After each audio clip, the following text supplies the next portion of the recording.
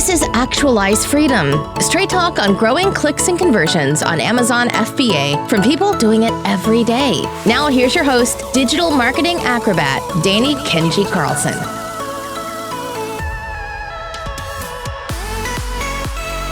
What's up, guys? Danny Carlson here with the Actualize Freedom Podcast, and this is a guy that you have probably heard of if you've been cruising around on YouTube and any kind of Amazon FBA space, and really excited to dive into what we have here. It is very much going to be focused on product research and just some good heuristics that you can use when growing Amazon FBA businesses. And I know personally that without any kind of heuristics, I would not be able to accomplish anything in my business because naturally I have crazy shiny object syndrome and want to be doing everything and switching what I'm doing every single day. So welcome to the podcast, Jonny. How you doing? Thank you very much, Danny. Yeah, thank you for having me on the podcast. Really appreciate it, taking up your time as well. I can't wait to get into these topics. Super passionate about just trying to educate people as much as possible and give people the best chances to succeed, whether that is in Amazon. But I think a lot of the things that we're probably going to talk about today are relative to, I'm pretty sure, any business, anything that you run, any product or service. Hopefully we can give people a lot of value today. Awesome. So the first thing I want to talk about is your approach to product research. And this is something too that I know you have a unique approach compared to a lot of people who are just all kind of saying the same things, and they were saying the same things in 2014 as well. So what is your approach and what makes it unique? Yeah, okay. Let me give you a bit of a backstory for people that don't know me. I used to work at Apple. I worked for Apple for about 5 years, and I kind of gargled their ethos, and I was a proper fanboy. I like them still now, but I was a proper fanboy when I was there, and really got ingrained in their culture and how they approach not just customer service but product. And I fortunately got to work with some people on that are behind marketing and behind how they put their messages out. So I did some secret projects. I won't go into too much detail, but I got to speak with the people that actually decide what terminology they use, what images they use, what everything they use in their marketing materials. And it gave me a really huge insight to how a company, a multi-billion or whatever it is, dollar or trillion, I think it is, dollar company, how they approach customers and how they approach creating their products with the customers in mind. And that's something that has been ingrained within me for a huge amount of time and is part of my personality. So when I started selling on Amazon, when I started learning, then I was told, many things that you kind of hinted at of just find something and, that sells well, that's got low reviews, and just bundle it with something else that is frequently bought together, and then you're good. And then you'll be able to sell some products. And I did that, and it works, right? It does work. But the problem, I had this feeling inside of me that wasn't what I wanted to do, because that's not what I'd been taught and I'd been conditioned to think of what good business should be. So when I started doing, the next product, I started to approach it more like how I wanted to approach it. And then the product after that, I, again, really, really got into it. So my approach is I call it a complete solution, and this is kind of taken from Apple because they have something called the complete solution. I've just kind of molded it towards Amazon, and it's a mixture of three things where a lot of people focus on the metrics, right? You want it to sell. You want your product to actually be bought by customers, obviously, but what a lot of people don't then look at is the other two areas that I put probably the majority of the focus on, which I call 1, potential customer needs, and 2, potential customer solutions. And the idea of this is empathy, right? It's having empathy for the customer and getting into their shoes, understanding what it's like to be them, realizing that just like any time someone buys a product or service, they're buying it for a reason, because they have a belief that it's going to work or a belief that it's not going to work. Because they have a clear need, they have a buying trigger. There's a reason why they're sitting on their sofa in their living room or their kitchen or in a car, and they think, I need to buy this. There's a reason for that. So what I like to do is what I teach people is get into that mentality and have empathy for the customer, because then you can create products that truly serve them to a higher level. And that's the difference between creating a product that you can sell, some units and you could probably, make some money on, to actually creating something that potentially could be one of the best sellers or be a long-term brand and be something that you could generate income from for a lot longer, because you've thought way more about the actual customer rather than, okay, let's just make some money from Amazon. Does that all make sense? Yeah, well, and I love that concept too, but I'm wondering for you, what kind of practical methodologies would you recommend people do? So like getting inside the mind, are you talking, you're going to open up like a Word document and then just write out a list of potential problems and then like try to write a potential solution for every potential problem in a list? Is it just as simple as that? Or what is your actual actionable process you go through? Yeah, really good question. Yeah. So this is something called, I didn't come up with this. This is a book called The Business Idea Factory. Really cool book. I can't remember the author's name, unfortunately, but I'd highly recommend people go and buy it. It's a very thin book, very small, but really good about engaging your subconscious brain. And this is what this following exercise does. So what I do is I get a piece of paper, something like that, and I draw a line down the middle. Or just depends how, just piece of paper or whatever, and start coming up with the needs of the customer. So when I did this for my brand, where is it? So I have this brand Hydrofuel, okay? And when I did it for this, I've always told people don't sell water bottles because there's low margins and they're too competitive. And I thought, do you know what? No, I'm going to ignore myself and I'm going to find a gap in the market. I'm going to find a need that's not being met by the current sellers. So what I started doing was on a piece of paper, thinking about all the reasons why someone would buy a large water bottle, a large sports water bottle. And obviously the things come up straight away, or they want to go to the gym, or they want to, stay hydrated.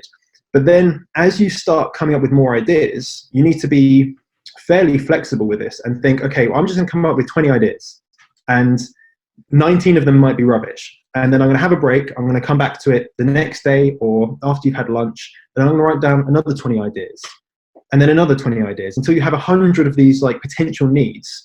Because what's happening is that you're training your brain, you're getting your subconscious brain working. So if you've ever had it where you're like washing the dishes or you're in the shower and you're like, oh my God, the ideas come to me.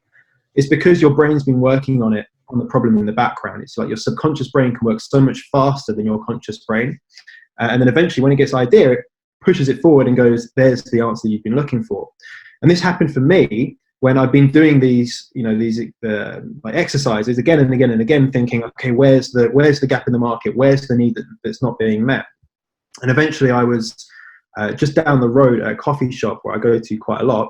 And I was just having breakfast and I was just thinking about this, pulling my hair out going, there must be a gap in the market. There must be a way. And I got a notification on my phone and I thought that was it. And that I had that aha moment, the eureka moment where my subconscious brain put everything together, because one of the needs was that people want to stay hydrated, right? And the problem with that and the pain point is that people forget to hydrate. So it's getting kind of more deeper into the need rather than just, I need to drink. It's like, why do they need to drink? Well, they're getting headaches. They want to clear up their skin. They're at work and they forget to drink because there's, the taps in another room, or like myself, they're working all day and they just forget to go downstairs. So they need to be reminded. And all the products on Amazon, I'm sure you've seen these, on the back, they have like 5 a.m. or 8 a.m. time to drink up. I'm not sure if you've seen these before. And I was thinking about that. I was like, okay, that's a solution, but it doesn't work, right? It doesn't solve the need. So when I got the phone notification, I looked at my phone notification immediately and I was like, oh, that's how I'm gonna remind people to hydrate. And then from that point, then came the solution, right? And coming up with a whole bunch of different solutions, again, going on a piece of paper and just writing down, okay, how can I remind people? So I'm gonna have an app, I'm gonna have this, I'm gonna have that. What does the bottle need to have to be able to fulfill the needs that I've now figured out? And this process takes a bit of time, but it's just the exercise of writing down your ideas and not having, being okay to think outside the box and being okay that most of your ideas are going to be rubbish, because you never know, the 30th idea, the 31st idea might be the one that allows you to then break through and come up with the solution that is going to solve the customer's need better than your competition. Yeah, well, that's a trainable thing too. I love that you're bringing that up, that you should just come up with ideas and just let it flow, even if they're bad ideas, because most of them will be bad. But I think that most adults anyways, when we're kids, we can express ourselves freely and we don't really have any filters, and that's great. But the older we get, the more we learn that, hey, if you have an idea and you say something and other people think that that's a stupid idea, then you're going to get ridiculed. You look dumb. And so we kind of shut up. And eventually our own brains are going to be that person who's telling us to shut up. We come up with an idea and then we're telling ourselves why it won't work, or immediately looking for all the reasons why it won't work. And then what that's doing is training our subconscious brain to not come up with ideas as often, right? So I love that you have a practice of continually coming up with ideas and not ridiculing yourself for those ideas, just sitting down until you have enough ideas generated. I think that's that's a really, really good point. Because at the end of the day, this is going to be for you. You don't have to show anyone. So you could write down something really stupid and then you don't have to worry about it because no one's going to see it, right? I still like to kind of self-ridicule in a sense where when you have a solution for the product. So, the three parts of the complete solution would be the metrics, so the numbers which we need, right? It's the tip of the iceberg. We do need that. The needs of the customer and then the solutions that meet those needs and that would fulfill the demand. And so one thing I like to do is come up with three potential solutions and then ridicule them and go, why? So rather than why are these going to work, why wouldn't they work? Why wouldn't customers like them? And play devil's advocate, because I'm sure maybe you've seen this, and I've definitely done this. When I've looked at someone else's solution, I go, that's rubbish, right? That's not going to work. Because you see things from a different perspective when you try and, when you're a different person, when you're not the person that created it. So I think when you're doing this product research and this product development stage, I think it's really important that if you are doing it by yourself, or a small group of people, to always play devil's advocate, and rather than think, okay, this is going to work, is think, well, why wouldn't it? Why wouldn't a customer buy this product? Why would a customer buy the competition's product? So then you can go back to the drawing board if needed, and you can make a small little tweak, a small little change that solves that issue or solves that problem that you've then identified. Yeah, I think that's really important too, because one common mistake I see beginner Amazon sellers make is really not battle testing their differentiation if it actually brings value to the market. So one really common one I see is they find a product and they see, the top competitor, they're selling a 3-pack of this product, and that's great. And so therefore, I'm going to differentiate myself by selling a 5-pack because 5 is certainly better than 3, and 3 seems to be outperforming 1. So we'll just do that. But in a lot of cases, it's not better to have 5 of something that you don't need 5 of. Maybe 3 added legitimate value, but 5 is just ridiculously too much of something, right? If it doesn't actually bring value to that specific market, then it's not good, right? So actually battle testing that and see if it's going to bring value to your target customer is, I think, a very good point that you brought up. Yeah, and there's something that people can do with this to test it as well, because what you don't want is, say that scenario, right? You have the 5-pack instead of the 3-pack. You don't want the first time to test that when it's live on Amazon and you've already bought the units and you've spent money on it. That's not, if that's the time where you test it, then you've left it too late. If you start up any other company, one of the big things everyone always does is market research, right? And you could say using Jungle Scout and Helium 10 and stuff like that is market research, but it's not asking real people and it's not getting people's opinions. So what I would say people should do is do something called a customer verification experiment or product verification experiment. And this comes from, I was watching a documentary it was on Netflix about statistics, right? Super weird thing to watch, but I like it. And they talked about something called the law of large numbers. And I'm not sure I'm sure everyone's done this. When you're at school, you do like an experiment and you plot out the results on a graph, right? And then after you've got all the results on the graph, you draw a line of best fit, probably down the middle, and there's a few outliers and stuff like that. And the reason why we do that, the reason why that works, is because of the law of large numbers, which is the more times you repeat an experiment, the closer to the actual results, the closer to the expected results it gets, right? So when you do an experiment, if you do an experiment once, you might actually get the anomaly. Whereas if you experiment a lot of times, you eventually get that line of best fit. So what you don't want to do is go into selling on Amazon without doing any experiments. So go out and ask people, and it's not hard to find people. So you can say to people, here's 3 options, right? Here's one option, which is 1 of this product. Here's the second option, which is 3, and here's the third option, which is 5, bundles. And you go out to people and you say, which one would you buy? The price is this much, and maybe the price is a little bit different for each one. Which one would you buy? And if you ask one person, they might go, oh, do you know what? I'm going to have the one with 5 because it's got more. However, if you ask 9 more people and they all say, I want the one with 3, then you'd be crazy to sell the one that has 5 units, right? 5 pieces in, because the majority of people are going for the 3. So you don't want to get that feedback when your product's live on Amazon and people aren't buying it. You want to get that feedback before it ever happens so you can make the changes. And that's very easy to do. It's just finding people that are enthusiastic or want that product. And I'm pretty sure any product you can think of, we can go and find people online that would want that product and would give feedback about it. Yeah, and it's a really great resource, Mechanical Turk, which I believe is what is that? There is a software in the space that uses Mechanical Turk to get feedback from customers. For a very cheap price, you can get thousands or even just a couple hundred people to go through a very quick survey. And it's going to cost you maybe $50 to get a bunch of really good data that could potentially save you thousands of dollars on launching a product that no one actually wants. Very, very important.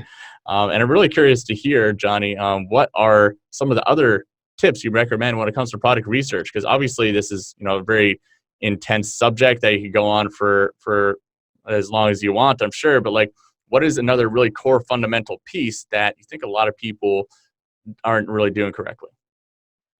I think this probably goes down to the number of reviews kind of question. How much competition is too much competition? What's low competition? What's high competition? And the more and more that I do this, the more and more I help people, the more against the grain I guess my mentality is going with this. People mostly say you want low competition, right? And that's kind of true. But a lot of competition isn't a bad thing. And just because someone has high reviews doesn't mean that they're your competition. If we look at over the last 4 or 6 weeks or so, I can't remember exactly when, Amazon have merged the reviews or the ratings from different marketplaces.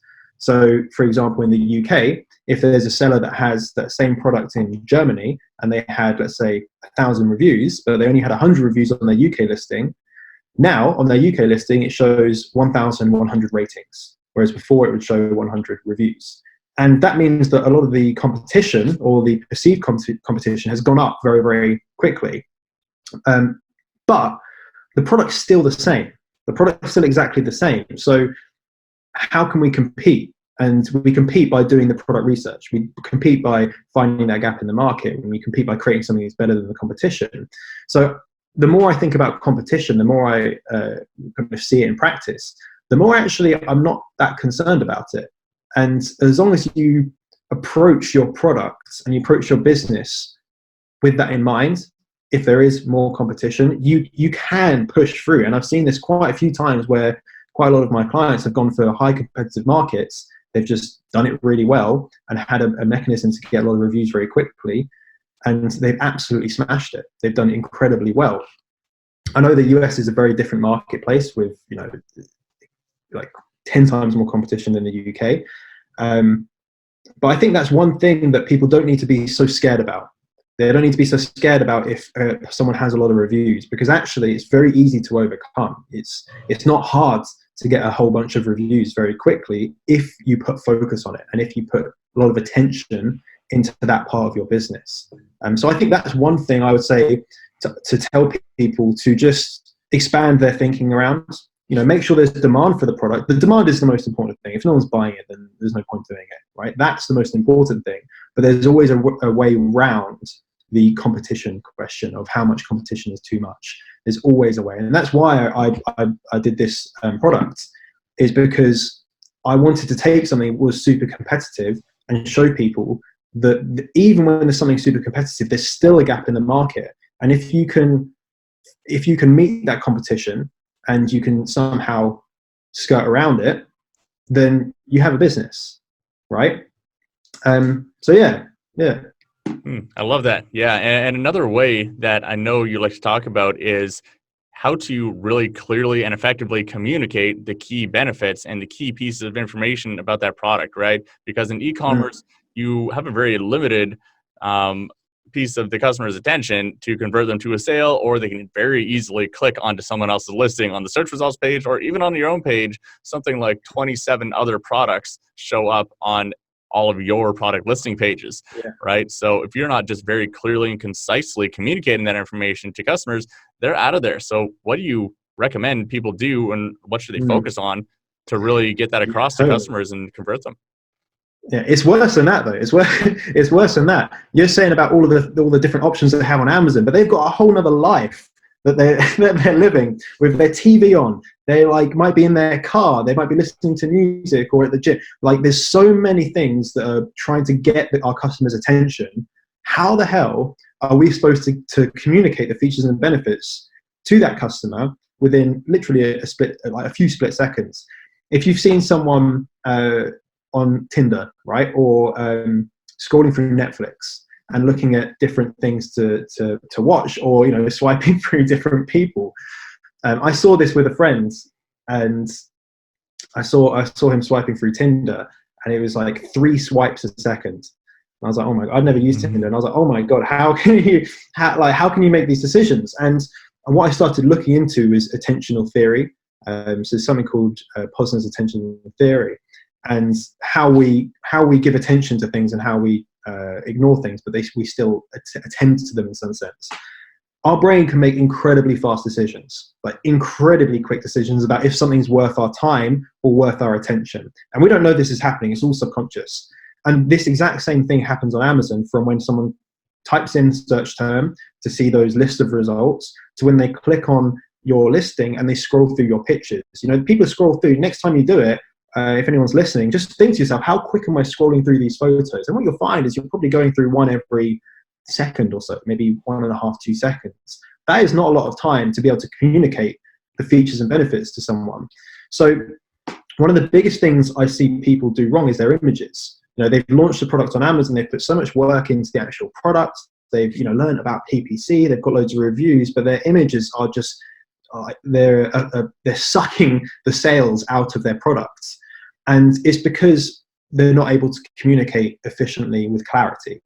So one of the things that I see the majority of people do wrong is bombard an image with too many features, right? Put so many features about it does this, all on one image. And the problem is that the more you try and show someone, the less they actually see. There's a really, really cool book called Insanely Simple by Ken Segal, and he's one of the guys that worked on the marketing campaigns for the iMac when it was first released. And he told a story about this puts it into perspective. He told a story that they're in a marketing meeting with Steve Jobs and their marketing company. One of the guys was trying to explain that they wanted to use the 30-second ad slot to explain one feature to the customers, the people watching TV. But Steve Jobs was like, no, I want to show these 6 features. We're going to dedicate this 30 seconds to these 6 features, because those are the things I want to talk about. The more we show people, the more likely they are to buy it.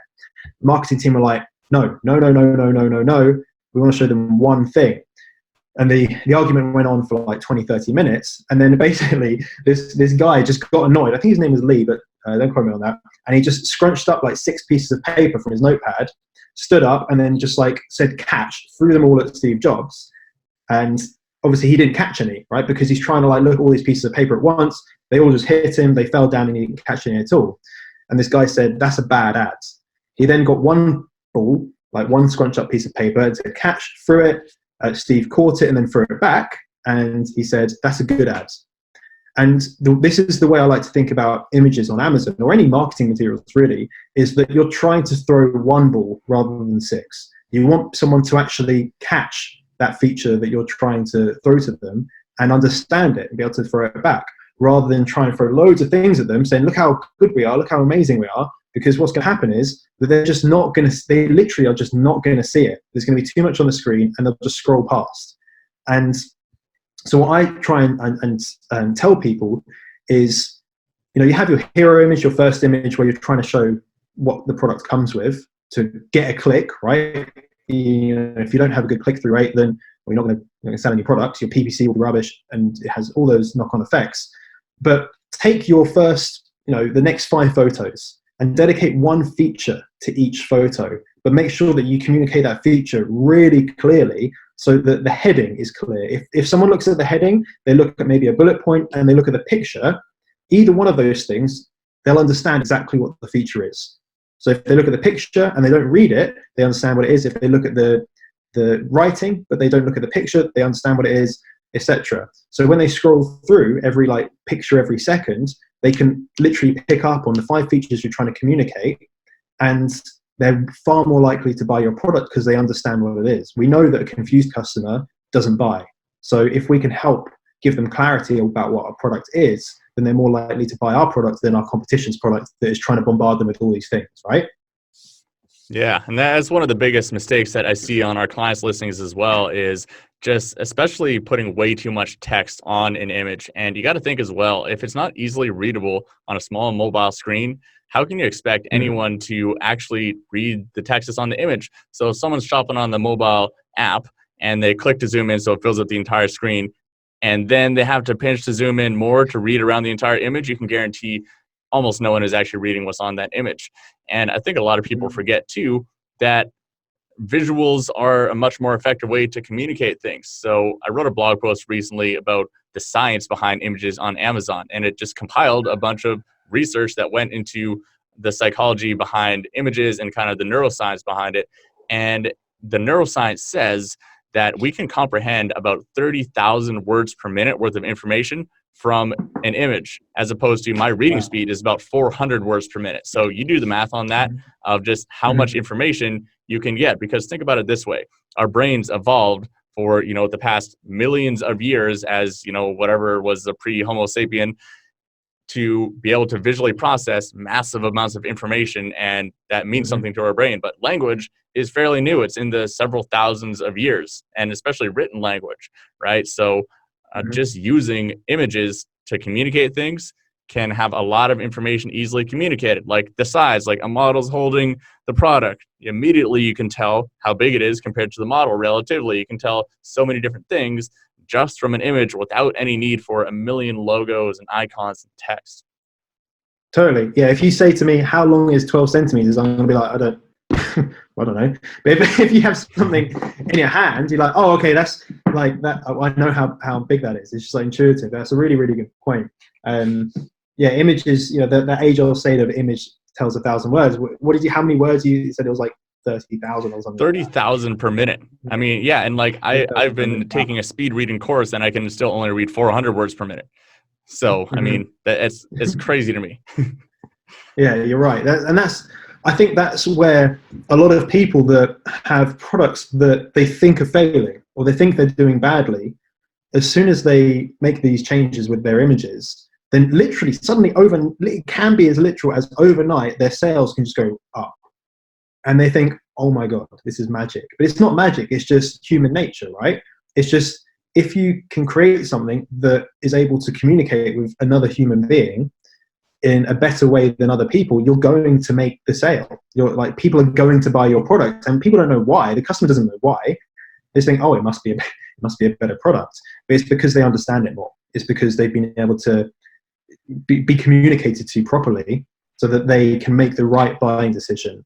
And I feel that there's a lot of people that if they're listening to this and they think, how can I increase my conversions, right? How can I, and if you don't know your conversion rate, then you need to know it. How many sessions, how many people are going on your listing, and how many people are buying it. You want that to be as high as possible. It's, obviously as close to 100 as possible, which is never going to happen.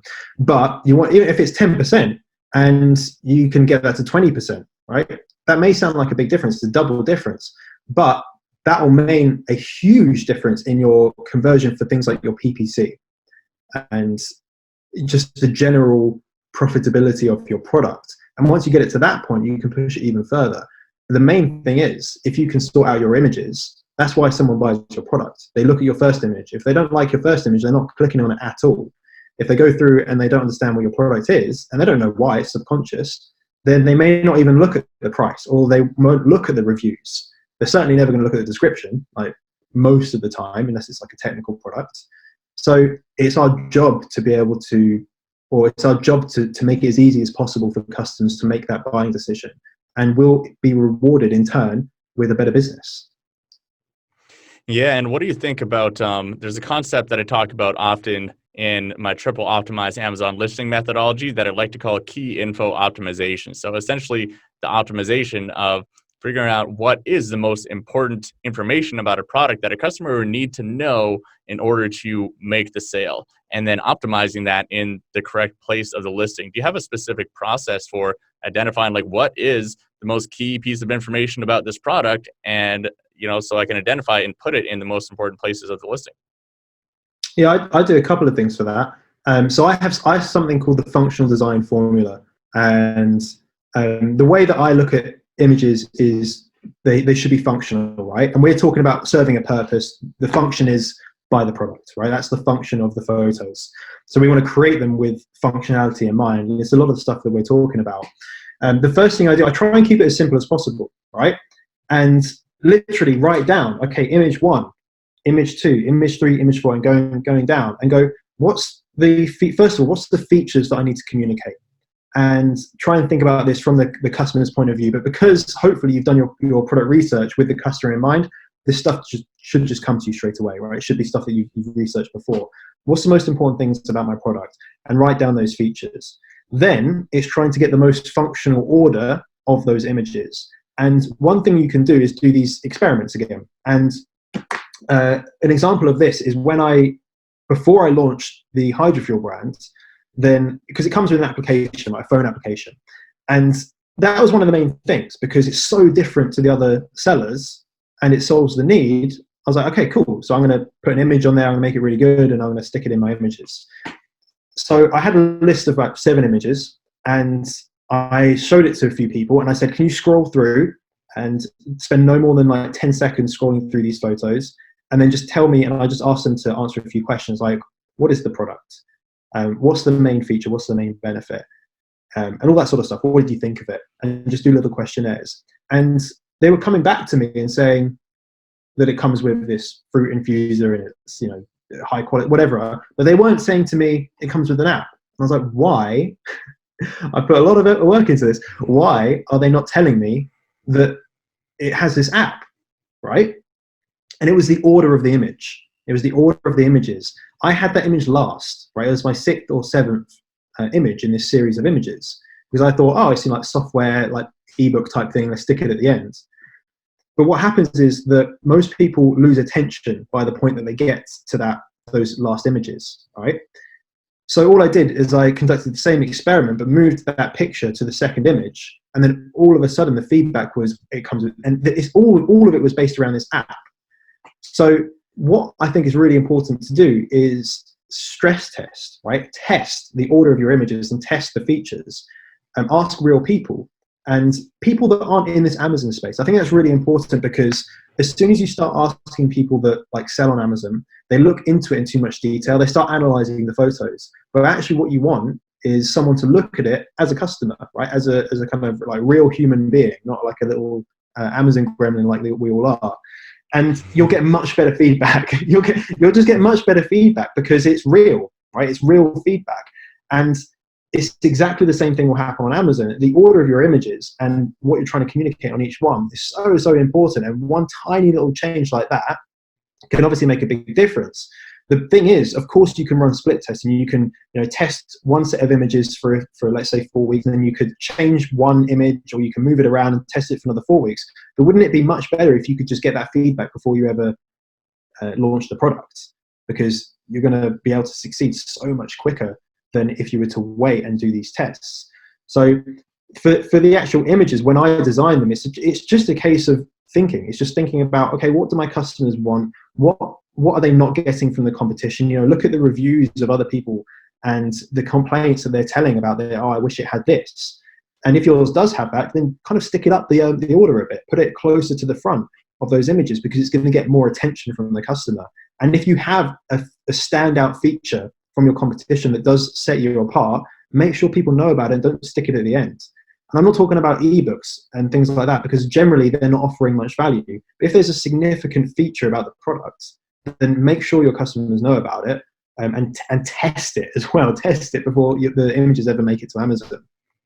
Yeah, definitely 100% in agreement with everything you just said there. And I'm currently wondering what it took to get this app here. Did you use some other white label app and just kind of set it up, or did you hire a developer to code something from scratch? Like, what was that process like? And maybe how much did it cost, and how intensive was it to set up an app for your product? I thought it was going to be a lot easier than it was. All right.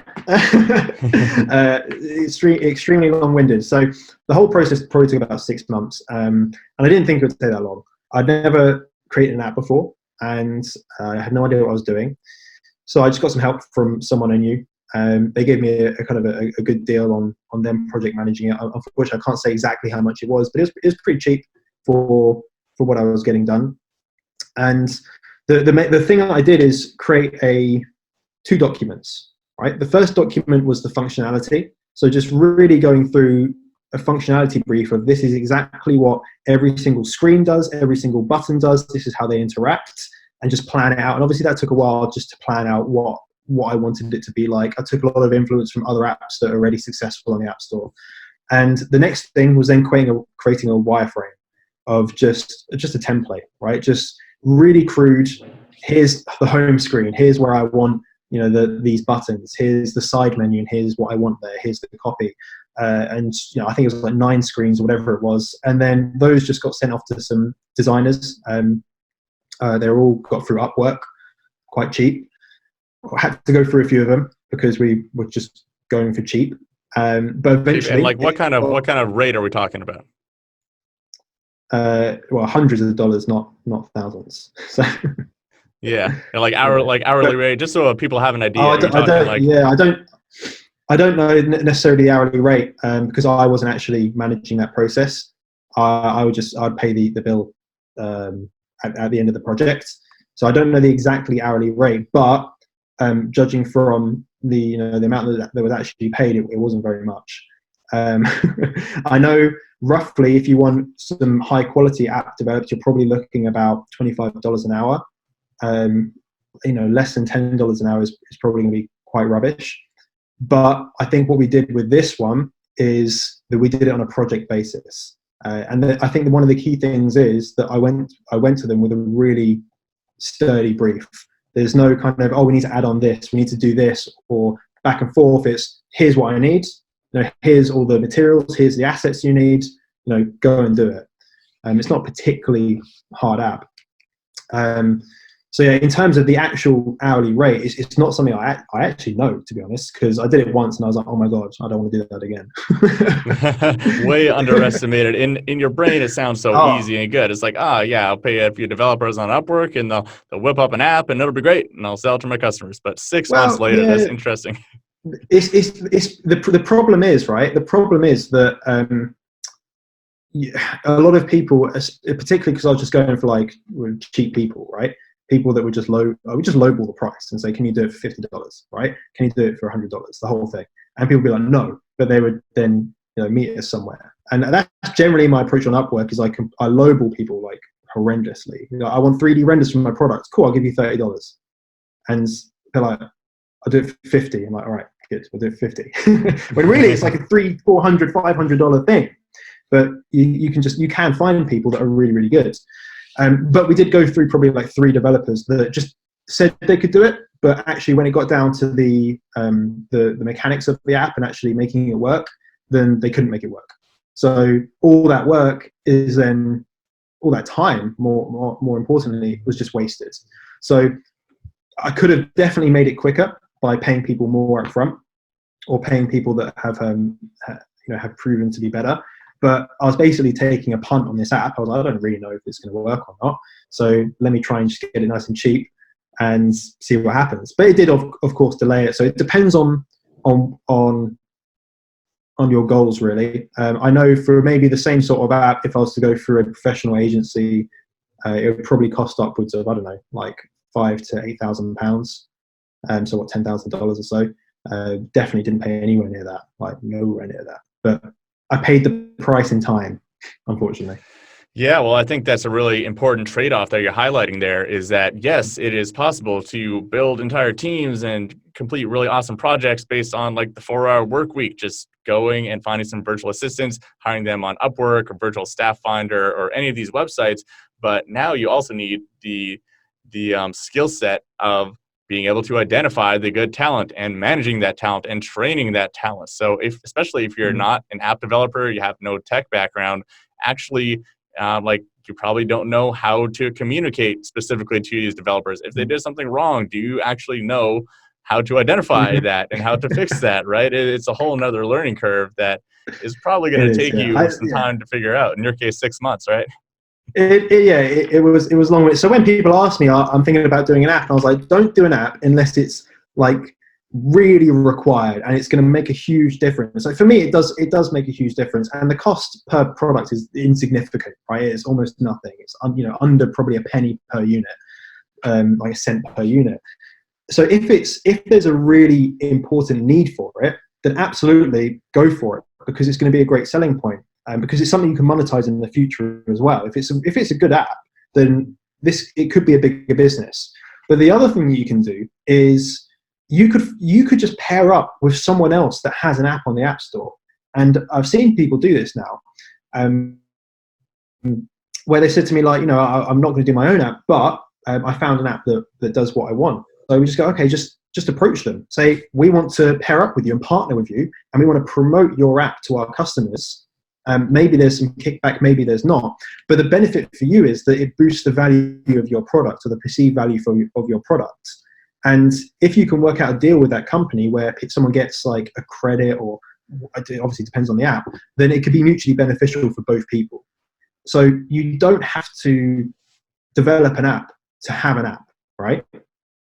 Yeah, I really love that idea. That is, if you can find that something that already works, then play the networking game and you can jump through a lot of hoops, probably save yourself 6 months. I'm a really big fan of cold DMs and sending very targeted people cold DMs. I think that's how I got a hold of you actually for this podcast interview. And it's just, you identify the people you want to make some kind of partnership, and you send them a DM very targeted about something that's beneficial for them. And you can do a lot of really good business deals that way. Really, really powerful thing to do. Totally. And Jonny, we're reaching the end of our episode here. I just want to ask you, is there, based on everything that we're talking about here, if I was an Amazon seller and I'm thinking about how I can differentiate using the strategies that you mentioned here, some really good stuff with the app and with a lot of the other things you mentioned, what kind of final advice would you give to that person? Like just words of encouragement, or maybe things to look out for? Yeah, I think the main thing I see for people that are just starting is to be honest, commitment, right? So I would say to you, before you do anything, right, scale yourself from 1 to 10. How committed are you, right? How committed are you to finding a product, 1 to 10? How committed are you to investing in that product? And if that isn't a 9 or 10, then there's something not quite right within your mentality towards a business. You need to be at a 9 or a 10, because it's a hard business to do, right? You're going to have to spend money out of your pocket on stock, and it's a big thing if you've never done it before, especially if you've never had a business before. So I think the first thing to do is get yourself at a 9 or 10, where like, I'm pumped to do this, I'm ready to do it. And a lot of the time that's like, I don't feel I have the knowledge. Right? If you're an 8 or below, I don't feel I have the knowledge. I don't feel I have the support. I think something's going to go wrong. So if those are the reasons, find more knowledge, right? Find a support group. Find people that can help be part of a community, so that you can bump yourself up to a 9 or a 10, so that you can actually take the action that is going to get you to the point where you can have a product and it can be selling. Because most people, unfortunately, they just kind of give up, right? They just give up at the very beginning stages, because they're not a 9 or a 10. They're like, I'm not super I'm going to do this. It's going to change my life. So one thing I would say is that, particularly within product research, which is probably the longest part of the whole process, and the part where people have the biggest drop off in terms of, I'm just going to do something else, right? They get that shiny object syndrome.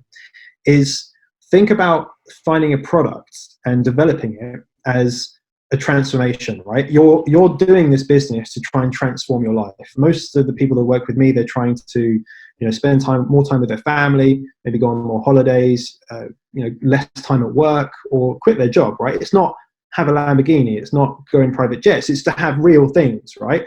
So you're trying to do this to change your life and go through a transformation. So if you get disheartened when it's taking a few weeks, right, and you've hit a roadblock and you're thinking, oh my God, how am I going to get through this roadblock? Then think to yourself, right, is this worth me working through it and putting in the time, because it's going to change my life, or has the potential to change my life?